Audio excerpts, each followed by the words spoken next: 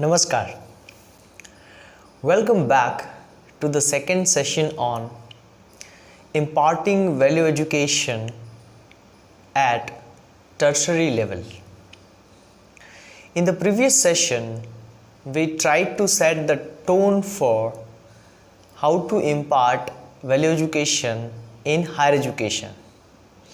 We discussed a range of issues pertaining to faculty choices, to what really students want, to issues which are national and international in nature. During our discussions, we concluded that these days universities and institutes of higher educations have become a kind of conflict zones because some people do not practice equity, equality, inclusiveness, justice, fairness, all these things, and that is why it becomes pertinent for the faculty members and institutes of higher education to shift their focus a bit from providing only disciplinary expertise to also providing character building. Well, in this session, we are going to talk about what kinds of value should we focus. There are various kinds of approaches to value education. From that, we need to select. Now, as we are aware that present day reality is not only dynamic but pluralistic. In other words, it would be very naive and very limited to select from only one philosophical and intellectual tradition. So what we are going to do is we are going to select values from both Indian culture and Western culture, and we will try to incorporate the best of both the worlds. So let's get started. I believe that Indian culture has given certain fantastic ideas which are not only universal but also highly customizable. Like no matter in what discipline you are into, no matter what geographical location you are into, you can always practice these values in your respective domains. So all of you must be aware of the beautiful philosophy of Satyam, Shivam and Sundaram. If we appropriate these notions for or as value education, we can leverage the best of its potentials. First of these is Satyam. Satyam stands for truth. We fondly remember Gandhiji because until Gandhiji we believed that God is truth. But Gandhi came and very boldly, very convincingly, he reversed the dictum and said, no, truth is the God. Now with relation to higher education and our pursuits of excellence, how can we use this value of truth into our various academic practices? So first is research ethics. We as faculty members carry out various kinds of research projects. We write research papers, we present them into national and international conferences, and we publish them. Often we have realized that various places are coming up with kind of complaints of copyrights, of copy pasting, of duplication and of irrelevance of huge gamut of research published in the country. So if we adhere to this idea of truth and satya, so our students will naturally inculcate that value from us. They will believe that if we practice truth in our research in a longer run, it will not only find its relevance on a larger scale, but one can also have fearlessness Because see, if a faculty has stolen something by breaching intellectual rights, by not citing sufficiently, then sooner or later it comes into public domain and people find out through various means. And these days all of you know that we are using plagiarism check software for our research scholars. But isn't it pity, or isn't it tragic that we have to use these kinds of software? Because I believe that we are the upholders of truth, we are the torch bearers of Satyam. If we do not practice Satyam, who will? So truth incorporates so many other character values within itself, because it enables students to pursue that. We need to focus on evidence, we need to focus on reason, we need to focus on facts, even if they contradict our own personal belief system. Now that kind of rigor is provided by this little value of truth. In fact, this is not little, this is huge and very significant value in our life. Whenever we pursue and practice truth, we don't have to remember so many things. It is only when lies prevail, it is only when falsehood take over, falsehood takes charge of our psyche, that we have to use our brain in remembering so many things. It would be easier for us and our students to remember effortlessly if we practice truth. So that is practice of Satyam. The next value from this beautiful philosophy is Shivam. Shivam can loosely be translated as goodness and goodness of all. It is more of an attitude and approach towards things and activities we do. Shivam is, in other words, it is manifestation of truth. In fact, when you practice truth, naturally you develop this inclination for practicing goodness for others. When we instill sense of Shivam, wherein our students become aware of their social responsibility as knowledge producers. Remember last time we talked about university's single line agenda, and that is to produce knowledge. But what kind of knowledge? So when students are aware of this Shivam or this goodness for all, they will produce knowledge with social value and responsibility, rather than something that sucks life out of society, something that exploits people. It means that when faculties carry out research that is useful for community and involves students in it, the students indirectly realizes that the goal of research is to help people solve their day-to-day life problems.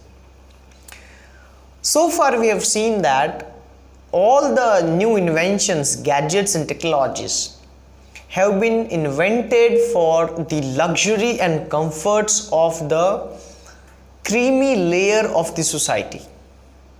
It is for the riches.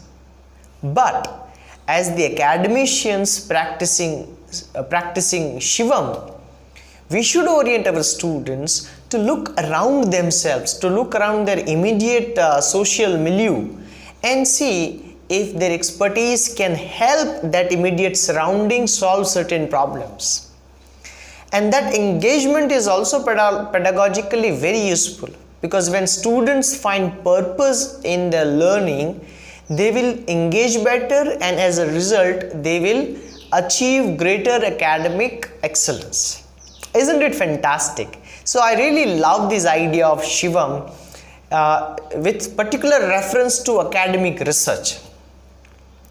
The virtue of goodness also finds a support from the recent studies in neuroscience, because neuroscience believes that and it shows evidences that when people practice empathy, when people practice gratitude, their overall health improves, their overall psychological health improves, and their level of stress decreases.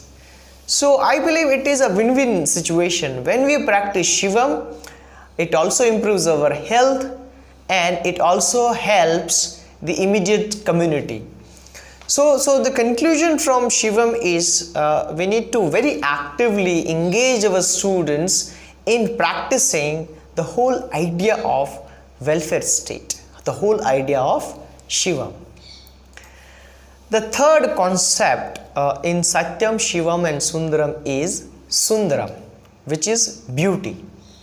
And when I say beauty, beauty in the broadest sense of the term, beauty does not mean only external appearances. Beauty is also like Shivam, manifestation of truth. It is like various shades of truth.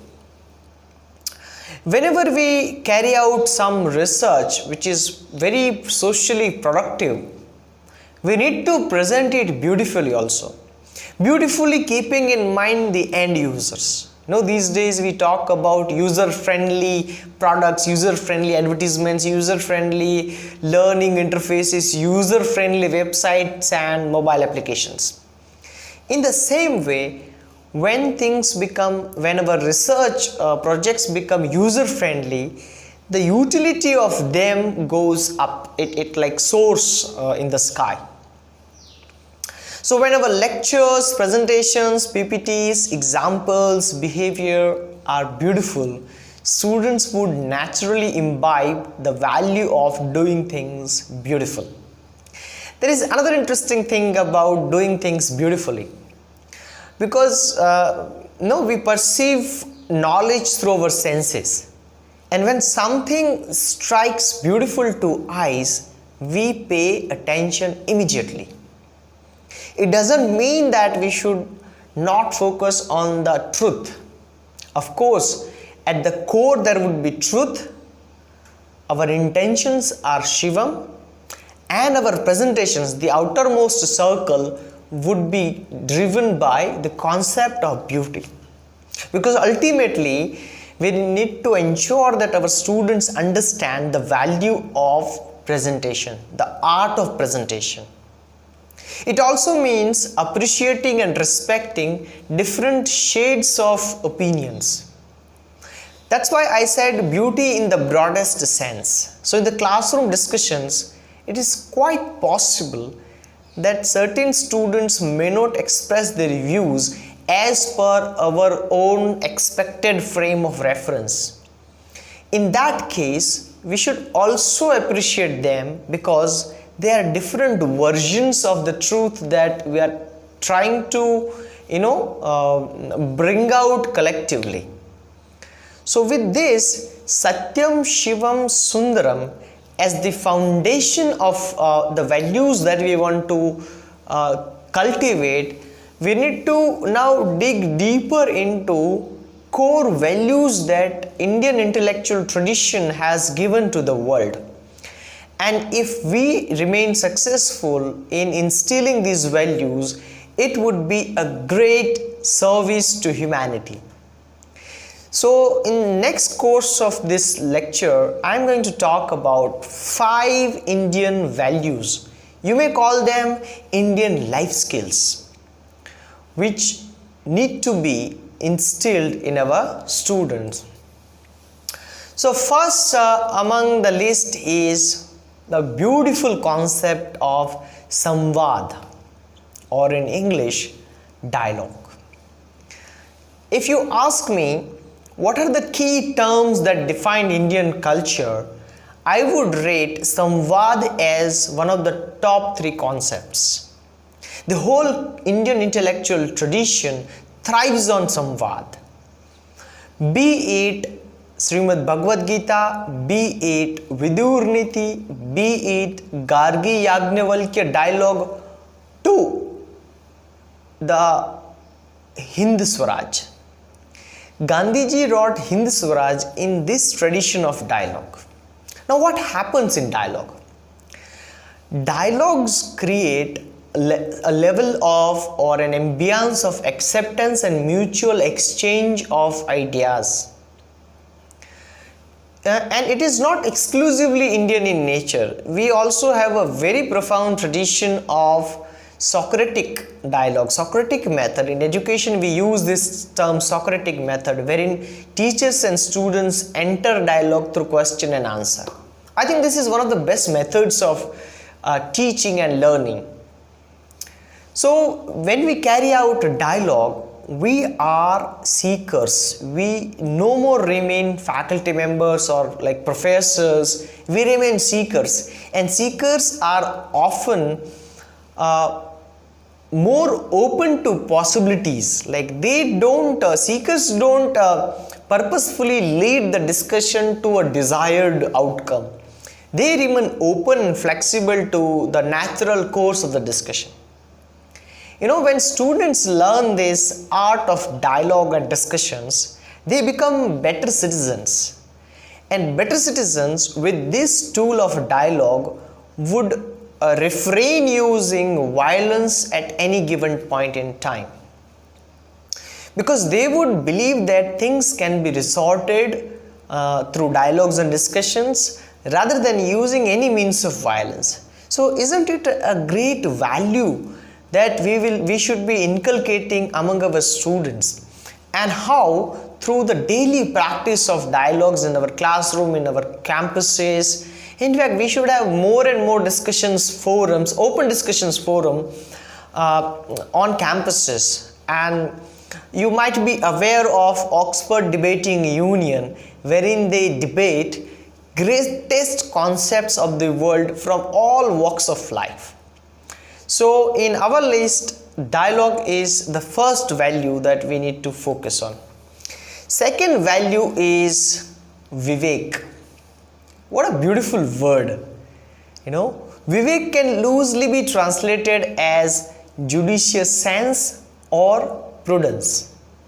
To my limited understanding, I believe sense of proportion is greatest of all the virtues.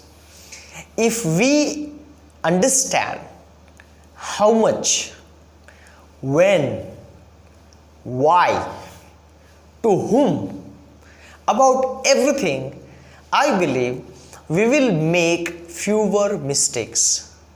We will hurt very fewer people, insects, animals in the nature. Because this sense of proportion comes from wisdom. And fortunately, there is no grammar of how to instill this sense of Vivek and prudence in students. The only way to give this ambience to students is to make them experience life firsthand, is to take them to remote villages and interact with people, live with people, and understand how people in remote areas with less resources, with fewer facilities, solve their day-to-day problems. It is there that very, very subtle sense of Vivek is lying. Because these people have inherited great knowledge systems that is not learned from any university but from life as it is. So we should give such exposure to students, and it is also reflected in the very language we use. A faculty member who uses Vivek Purna language, or language which is heavily based on prudence, would never pass value judgments, would always use words such as seems, perhaps, it feels like, because these are the words and phrases suggesting openness and flexibility. So imagine our students learn dialogue, and while having the dialogue they practice Vivek. It would be a great day in the classroom. And also, what happens with students if they don't practice Vivek? These days we are observing that students have very vague sense of weighing, very vague sense of what is right, what is wrong. So what happens is, at times they devote their entire energy to something that is not that worth, and as a result they lose that energy and focus. And students who lose their focus, concentration and energy cannot deal with the real issues of life, the real issues of learning. So that is why Vivek is at the second place. Then comes a beautiful concept of dhairya or patience.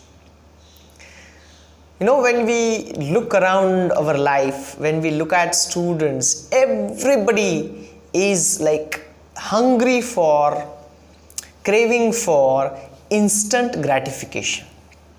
Particularly with the use of social media and internet, they are addicted to instant gratification. They cannot wait.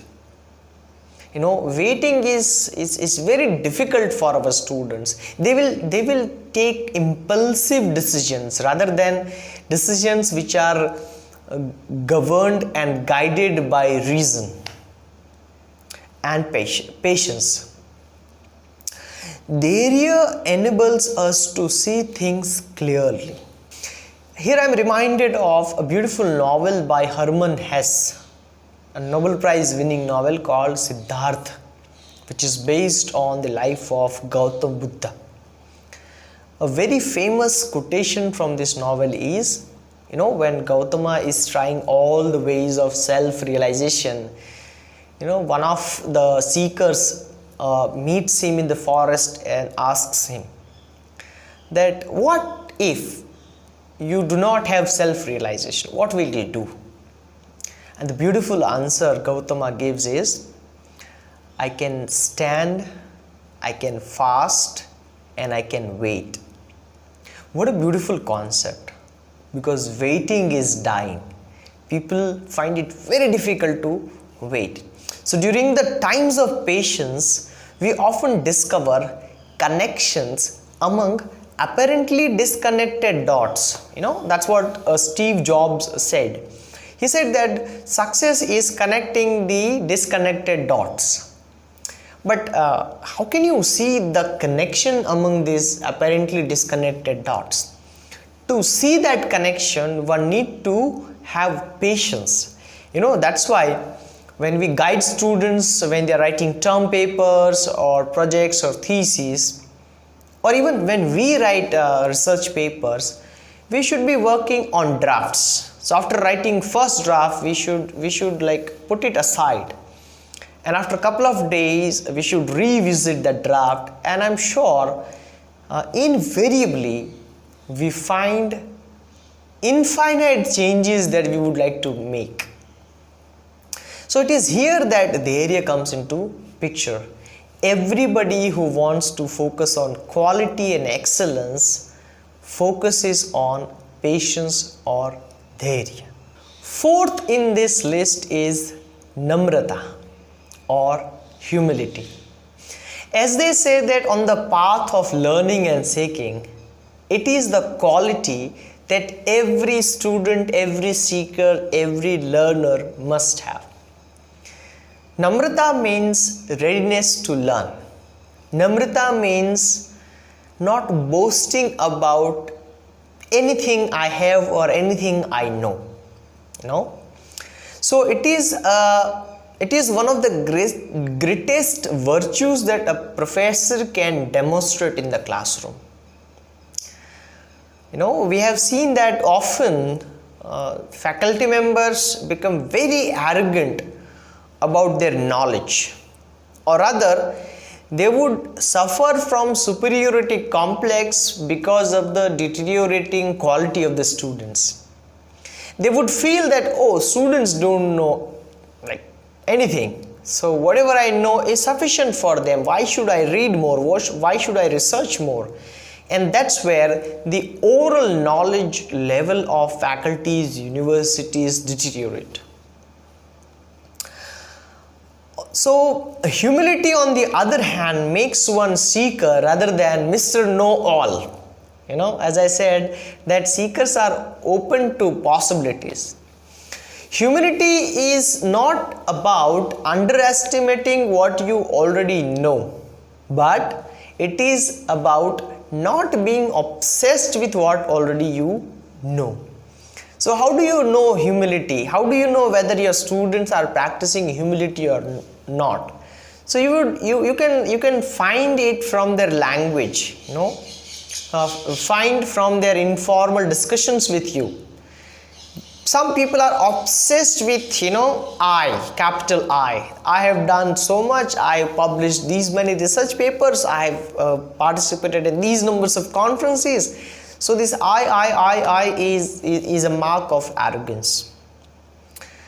I do not mean to say that we should not report the facts about our work. We should report, but you also understand very well that I am talking about the tone. So it is the tone that comes from inherent humility, vinamrata.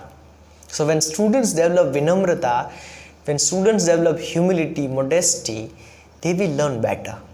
They will become better human beings, right? Fifth and last in the list of Indian values comes Sanyam. It's also one of the wonderful concepts in Indian culture and philosophy. Sanyam can loosely be translated as self-control or self-restraint, but I would like to translate it as self-overcoming. When you come out of your self, you practice Sanyam. And what is this self? Self is our behavior which is guided by our bodily and psychological and spiritual forces. When students are aware that okay, during this age I have these kinds of hormonal changes, I might be feeling certain attractions, I might be very reactive rather than responsive, they will be better students, better human beings. And that's very important. That awareness is very important. We need to make sure that students practice Sanyam at physical, mental and spiritual level, because it is this age when they are highly impressionable by ideologies and media. They are unaware how ideologies and media are maneuvering their thought process, but we are aware. So it becomes our moral duty to make students aware. Now look, whatever social media you are following, it is tracking you. It is changing your decisions beyond your thought, beyond your own control. So you need to behave, in a way that reflects Sanyam. Don't take immediate decisions. Discuss with people. Try to have dialogue with them. Read about it and then take decisions, particularly your decisions related to online shopping and maybe what kind of stuff you should spend more time with. Those kinds of decisions will enable our students to practice Sanyam. So the practice of Sanyam gives clarity of thought, because when you hold for a while, when you hold yourself for a while before giving any reaction or response, you give a reason to emerge in yourself. So I'm always reminded of a beautiful quotation of a friend of mine. Whenever during the discussions we ask him about his opinion, he would say, well, I need to sleep over this issue and I need to prepare myself before I give any opinion about it. Now, I find it very wise. At times we give very raw and uncooked ideas. We just make them go floating in the classroom, and students pick up few or crunches of those statements, those words, and interpret in their own ways. And at times it is very harmful for them. So we talked about Samvad, we talked about Vivek, we talked about Dhairya, we talked about Namrata, and finally we talked about Sanyam. So these are the values we should be focusing on when we are imparting value education at tertiary level. Now this is one part of the story wherein we discussed Indian values. Now let's look at the best aspects of the Western culture, because we are yet to learn great things from the West also. There is a great essay by Henry Newman called "What is a University?" In that, he also defines the chief aim of a university. He says that university's main job is to train people to better themselves and their society. This is very important, because here also he is focusing on values, or imparting values as one of the jobs of the university. First of the 5 values that we are going to discuss in the Western philosophy is reason. Our decisions, our opinions are often guided by our experiences and whatever we read. But shouldn't we check facts and figure, like Satyam? Shouldn't we weigh them on the basis of evidences and proofs?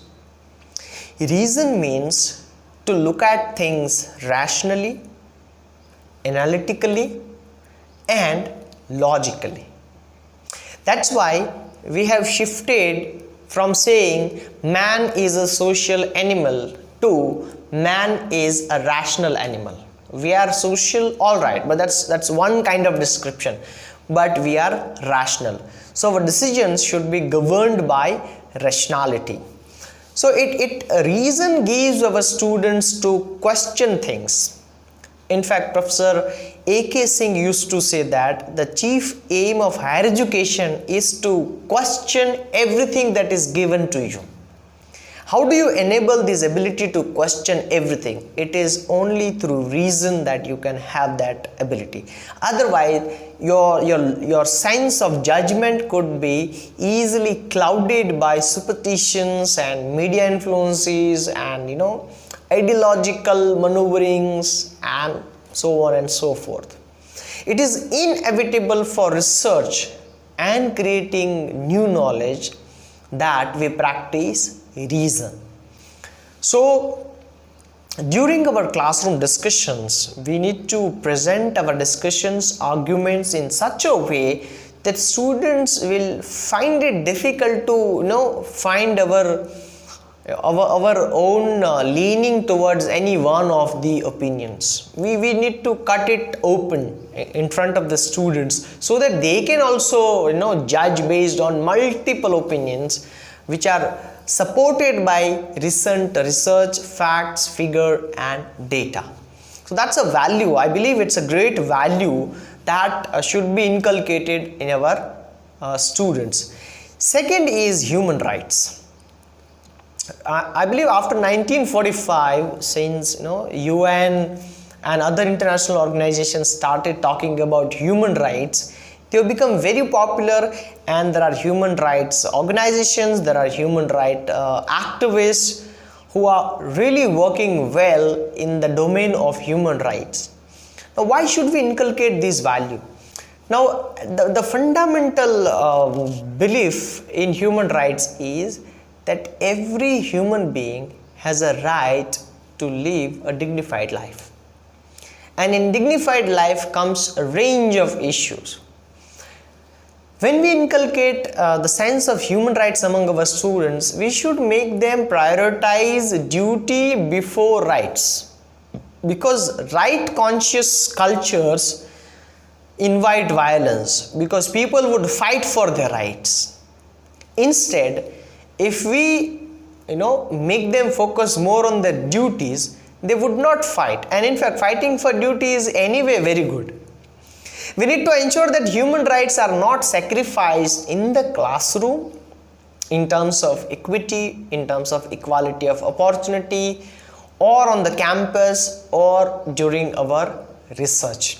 Particularly in the field like science and medical trials, we should be very careful that human rights are not sacrificed at any level. So after reason, this is second value that we should be teaching in one or the other way. Third is professional ethics. Somehow Indian academics lags in practicing professional ethics. Now, what do we mean by professional ethics? Professional ethics enlists a couple of sub aspects, such as honesty at work. Why the Western world is so progressive? Because if you check individuals' honesty at workplace, you would be surprised to know that it is way higher than our individual honesty at work here in India. Second is trustworthiness. So we need to ensure the students learn these values. Trustworthiness. Are we trustworthy? Can students trust other students, their colleagues, their fellow human beings? That's an essential question to be asked. Loyalty towards the organization. Now, we have seen many people who are working with one organization, but they are not very loyal to that organization, and then at times information leaks, and at times people are secretly working with other organizations. Now that's not professional ethics. When everybody is loyal and works for one organization, that organization prospers, and with organizations all stakeholders, all employees also prosper. Respect for others without any discrimination of class, creed, caste, community, gender, age, linguistic background. We need to respect others, and that is only possible through robust practice of these values inside the classroom. Adherence to the law, so we need to stop both breaking and bending the rules. At times we bend the rules, at times we interpret the rules to suit our conveniences, and that's where the problem starts. Doing good and avoiding harm to others, and accountability. I think accountability is one of the greatest values in professional ethics.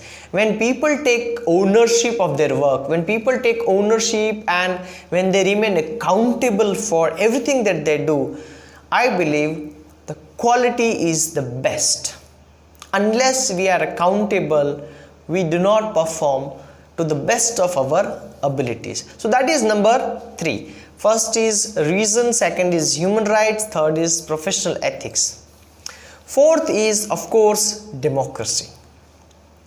I think these days a lot of discussions are happening around democracy. Now, when we talk about democracy, we need to understand the fundamentals and how to practice these fundamentals in such a way that students imbibe them by observing us. They are, first, separation and balance of power. So think about it. Is your classroom a democratic classroom, or is it a dictator's classroom? By democratic classroom, I mean everybody participates in discussion. And by dictator classroom, I mean only teacher teaches one way. Teacher just shares information and students are passive listeners. Second is independence of judiciary. That's a soul of the democracy.